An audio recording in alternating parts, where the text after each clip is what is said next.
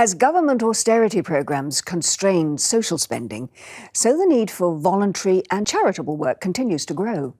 One national charity, Contact the Elderly, ensures that lonely people really can receive the social contact that is just so vital to their well-being. And as Sue Saville discovered, something as simple as a monthly tea party can reduce the number of visits to the GP.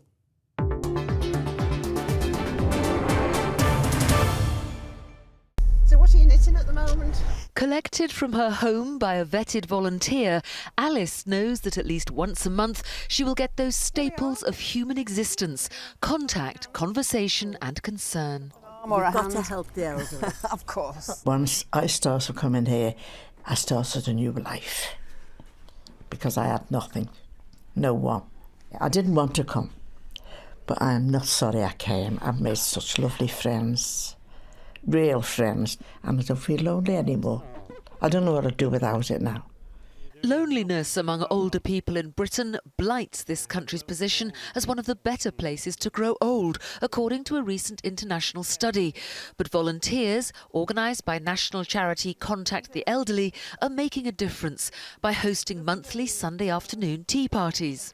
I have spare time. I love older people. I find them very interesting.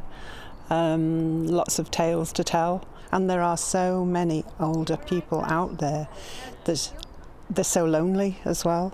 Veronica and Stan have been hosting tea parties for this group twice a year for 6 years. So your life's got a lot easier, hasn't it? I think the concept of Contact the Elderly is so simple, but it's so effective. They feel at home in your home, and they look forward to it, and it's enhancing, it's life enhancing. I think what we get out of it is we see the joy they get from the party, the fact that they then form relationships with one another. So when one of them's ill, another one will phone up to make sure they're all right. I haven't got any family living locally, so it's very important to me to come. I'm coming every time, wouldn't miss it for the world. If we didn't have the food, it wouldn't bother me. But they always put on a good meal, at afternoon tea. I'm trying to lose weight, but it's just impossible. The concept of the volunteer tea party has been brought to this community medical centre in Liverpool, where staff give up their own spare time to host the Sunday tea. I live on my own, and I only get out once a month, so I look forward to coming here, and it's a big day out for me. Recent research showed that at any given GP surgery, as many as 5 people a day visit primarily because they are lonely. Contact the Elderly found that 25% of their guests at a tea party like this visit their doctors less often since joining a group.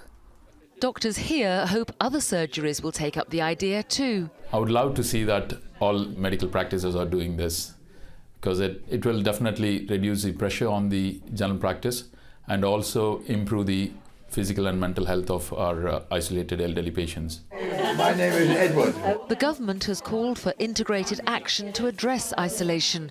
With some 50 years' experience, Contact the Elderly says society must heed this call to action. Our hopes are that health professionals will see Contact the Elderly as a key service in this arena to whom they can refer older guests, and that all health professionals should not underestimate the impact that loneliness has on mental and physical health and well-being. If more people volunteer to help, says the charity, the burden of loneliness and ill health among our ageing population could be reduced, with benefits to all concerned.